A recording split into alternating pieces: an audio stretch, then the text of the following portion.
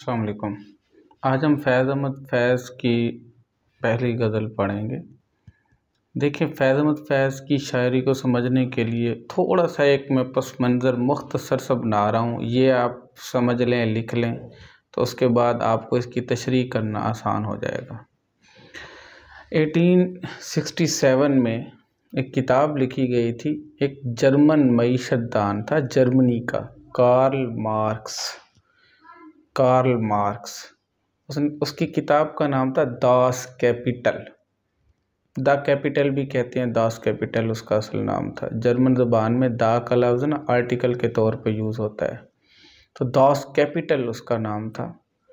उस किताब में उसने मईशत के कुछ ऐसे ऐसे फार्मूले पेश किए जिससे गरीब और अमीर में फ़र्क को कम से कम किया जा सके। चीज़ है कि वो किताब जर्मनी में इतनी शोहरत नहीं पा सकी, उसका दूसरा एडिशन शाया हुआ, तीसरा शाया हुआ। 1917 में आकर रूस ने उस निज़ाम को अपने मुल्क में नाफिज कर दिया कि मुल्क की मईशत का निज़ाम ये होगा जो कार्ल मार्क्स ने अपनी किताब दास कैपिटल में कहा था, लिखा था।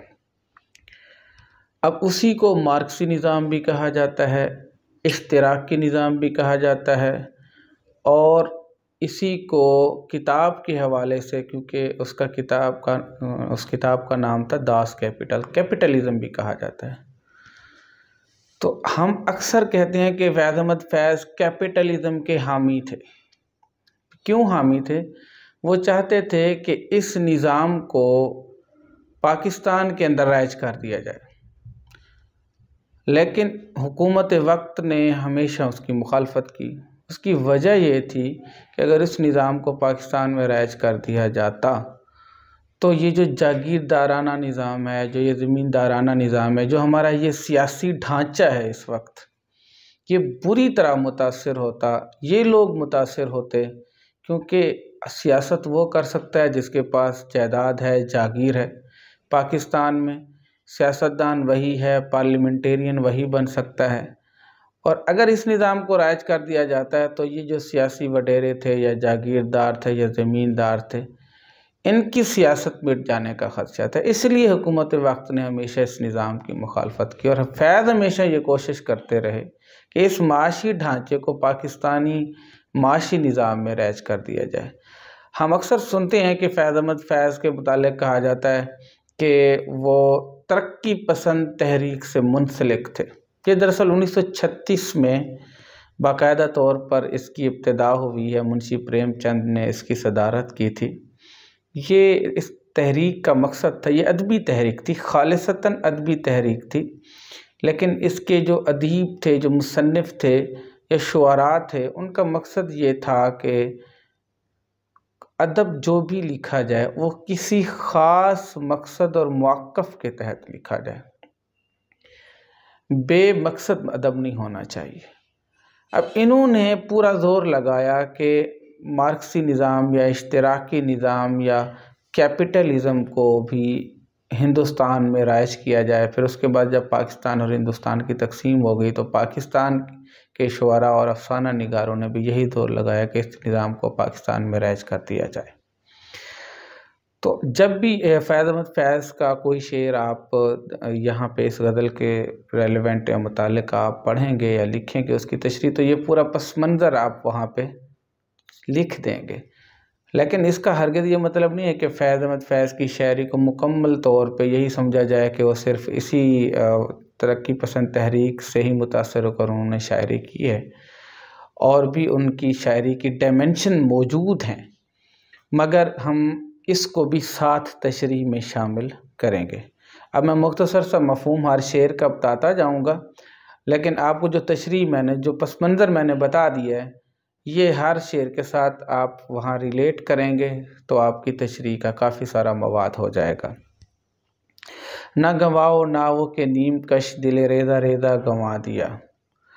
गंवाना ज़ाय करने को कहते हैं, नावक कहते हैं तीर को, और नीम कश कहते हैं अध खींचा हुआ, यानी अभी मुकम्मल तौर पर निशाना बांधा नहीं गया, इरादा किया गया है कि निशाना बनाया जाए इसको और इसको कत्ल कर दिया जाए, तीर मार दिया जाए। कह रहा है मुझ पर अब मज़ीद तीर ज़ाया करने की ज़रूरत नहीं है, आपने जो इरादा बांधा है, मुझ पर निशाना बांधा है, वो आप ये इरादा मौकूफ़ कर दें। मैं पहले ही बिखर चुका हूँ, टूट चुका हूँ, ज़ख्मी हो चुका हूँ और मरने के करीब हूँ। जो बचे हैं संग समेट लो, तन्हे दाग दाग लौटा दिए। जो पत्थर मुझे मारने के लिए आपने जमा किए हुए हैं वो आप समेट के एक तरफ रख दें। अब मुझे मज़ीद पत्थर मारने की भी ज़रूरत नहीं है, मैं पहले ही बुरी तरह ज़ख्मी हो चुका हूँ। दोनों का मफ़हूम तकरीबन एक जैसा जाके बनता है, अंदाज़ मुख्तलिफ है। तने दाग दाग लौटा दिया और दिले रेज़ा रेज़ा गंवा दिया, ये तो एक ही मफ़हूम में है, लेकिन वो पिछले मिसरे में अंदाज़ मुख्तलिफ था, यहाँ अंदाज़ दूसरा है। बात वही हो रही है कि मुझे तीर मारने की भी ज़रूरत नहीं है, मुझ पर पत्थर बरसाने की भी ज़रूरत नहीं है, मैं पहले ही ज़ख्मी हो चुका हूँ, टूट के बिखर चुका हूँ। मेरे चारागर को नवीद हो, सफ़े दुश्मना को ख़बर करो। चारागर इलाज करने वाला, उसको खुशखबरी सुना दे। इलाज करने वालों को क्या खुशखबरी सुना दे? मकसद ये है कि जो मेरा इलाज करने वाला था उसे समझ ही नहीं आ रही थी कि इसको कैसे ठीक किया जाए। अब उसको ये टेंशन नहीं रहेगी, ये उलझन नहीं रहेगी कि फैज़ अहमद फैज़ को किस तरह ठीक किया जाए, इसका क्या इलाज किया जाए, उसके लिए आसानी हो गई। और दूसरा, मेरे दुश्मनों को भी खबर कर दो जो परेशान थे कि फैज़ अहमद फैज़ तो हमारे पीछे ही पड़ गया, यानी इन जागीरदारों को, इन ज़िम्मेदारों को, इन हुक्मरानों को, इन सबको खबर कर दो भी फैज़ अहमद फैज़ अपने मकसद व मौक़िफ़ की खातिर जान दे के गुज़र गया है, अब तुम्हें उससे डरने की ज़रूरत नहीं है। तो मेरे चारागर को नवीद हो, सफ़े दुश्मना को ख़बर करो, वो जो कर्ज़ रखते थे जान पर वो हिसाब आज चुका दिया। यानी हम ज़िंदगी में कोई मकसद लेके आए थे कि इंसानियत में काम आएंगे किसी के, हमारी ज़िंदगी का कोई ना कोई मकसद है। हम ऐसे नहीं पैदा किए गया। फासिब्तुम अन्नमा खलक़नाकुम अबसा व अन्नकुम इलैना ला तुरजऊन। क्या तुम गुमान करते हो कि तुम्हें खामखा बनाया गया? क्या तुम लौट कर आओगे नहीं? यानी अगर दुनिया में देखा जाए तो इबादत का जो मफ़हूम सही निकलता है वो इंसानियत की खिदमत ही है। तो मैंने इंसानियत की बेहतरी के लिए कोशिश की है, जो मैं कर सकता था। हमारा काम कोशिश करना है। नूह अलैहिस्सलाम ने, आप गौर करें कि 950 साल तबलीग की है, मगर कुछ लोग कहते हैं 17 लोग, कुछ लोग कहते हैं 72 लोग ही मुसलमान हुए। इसका ये हरगज़ मकसद नहीं है वो नाकाम हो, वो फिर भी कामयाब है। हमारा काम तो कोशिश करना है, अच्छाई के लिए किसी भी ज़िमन में कोशिश करना, किसी भी एंगल से, किसी भी ज़ाविये से जुज़वी तौर पे या कुल्ली तौर पे कोशिश करना हमारा काम है। नतीजा हमारे पास नहीं है। आप सल्लल्लाहु अलैहि वसल्लम को भी यही फरमाया गया ना, अलैकल बलाग अलैनल हिसाब, आप बात पहुँचा दें, हिसाब हम ले लेंगे। तो फैज़ कह रहे हैं मुझे इतना आता था कि मैंने अपने मुल्क, अपनी कौम की भलाई के लिए माशी निज़ाम की एक तरकीब, उसका तरीका पेश किया था कि इसको राइज किया जाए। उसके लिए मैंने ज़िंदगी कुर्बान कर दी है। चलें, किसी लिहाज से भी सही, जुज़वी तौर पर ही सही, मैं अपने मुल्क और कौम के काम आ गया। तो मैंने अपनी ज़िंदगी का जो कर्ज़ था वो आज चुका दिया है। तो ये भी ख्याल रखना है, ये जो अशार जा रहे हैं इनको इसके मजाजी में भी हम डायमेंशन दे सकते हैं। तो बिल्कुल यहाँ पे लफ्ज़ मुल्क और मिल्लत को जब हटाएंगे तो साथ मजाजी महबूब की तरफ बात ले जाएंगे तो तशरीह वही हो जाएगी कि मुझे आप पहले शेर में यही है कि मुझ पर मज़ीद पत्थर मत बरसाएं और मुझे कत्ल करने की कोशिश न करें महबूब, मैं तो पहले से तुम्हारे बेवफाई की वजह से ज़ख्मी हूँ और मरने वाला हूँ। और दूसरे में भी अब मेरे लिए मज़ीद साजिशें करने की ज़रूरत नहीं है और मेरे दुश्मन और मेरे रकीबों को भी खबर पहुंचा दो कि अब फैज़ अहमद फैज़ मरने वाला है, वो जान दे चुका है। अब उसके लिए, उसके मुतालिक मज़ीद परेशान होने की ज़रूरत नहीं है कि वो अपने महबूब के पीछे अभी भी दौड़ रहा है या कोशिश कर रहा है उसको हासिल करने की। कि आप जाने और मेरा महबूब जाने, मैं इस दुनिया से चला गया और मैंने अपनी वफ़ा साबित कर दी है कि मैंने अपना महबूब बदला नहीं है।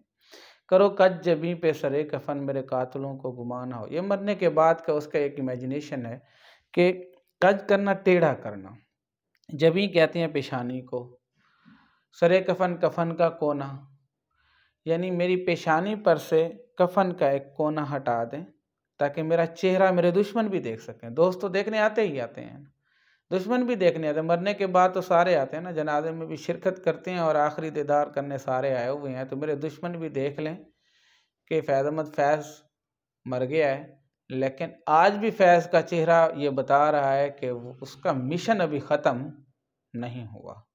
तो ये काजी जबी पे सरे कफन, ये कफन का टुकड़ा हटाना, ये वैसे दिल्ली और लखनऊ का एक कल्चर भी बन गया था ना। वो अपनी अपनी बांकपन और गुरूर को जाहिर करने के लिए ना अपनी टोपी को टेढ़ा कर दिया करते थे जो सर पे पहनते थे।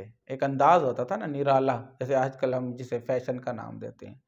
तो कह रहा है मैं भी मर चुका हूँ, लेकिन मेरा अंदाज वही होना चाहिए कि मुझे अभी भी अपने मकसद और मौक़िफ़ पे मान है। मैं ज़िंदगी मैंने दे दी, कुर्बान कर दी, लेकिन मेरा मकसद अभी मरा नहीं है और ना ही मेरा मिशन मरा है।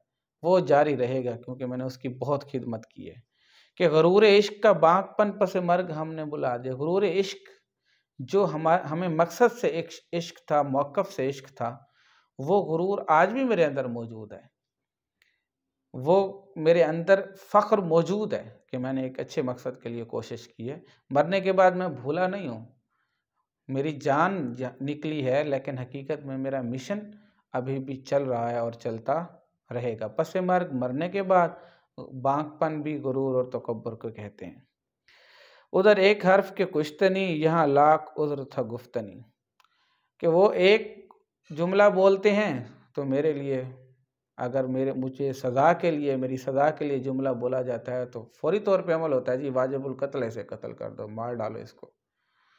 यह मैं हज़ार दलाइल देता, या उज़्र से मुराद लेंगे दलाइल, यह हज़ार दलाइल देता था कि भाई मैं बेकसूर हूँ, मेरी बात ठीक है, मेरी बात सुनी जाए, मेरी बात समझी जाए, मेरे पास दलाइल हैं, मगर मेरी किसी ने बात सुनी ही नहीं। गुफ्तनी का मतलब है कि मेरी बात को फजूल बात कह के उन्होंने टाल दिया, उन्होंने सुना ही नहीं है।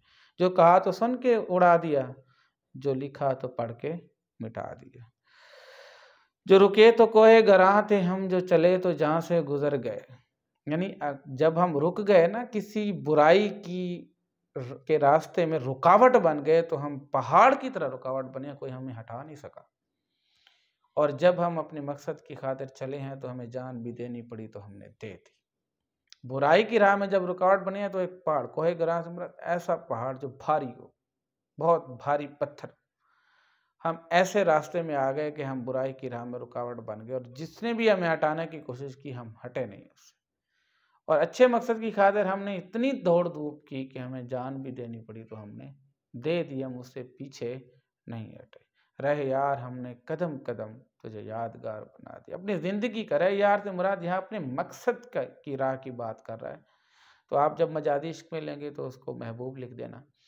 तो रहे यार हमने कदम कदम तुझे यादगार बना दिया, यानी अपने मकसद की राह में हमने अपनी ज़िंदगी का एक एक कदम ऐसा गुजारा है कि हमने उसको यादगार बना दिया। लोग उसकी मिसालें दिया करेंगे कि फैज़ अहमद फैज़ की ज़िंदगी का एक एक कदम अपने मुल्क, मिल्लत, कौम के लिए कुर्बान हो गया। या इसको महबूब मजादी में लिखेंगे तो अपने महबूब के लिए उसकी पूरी ज़िंदगी का एक एक कदम जो उठा है वो अपने महबूब के हुसूल के लिए, उसकी खुशी के हुसूल के लिए, उसकी वफ़ा के लिए उठा है, और वो हमेशा यादगार रहेगा। अल्लाह हाफ़िज़।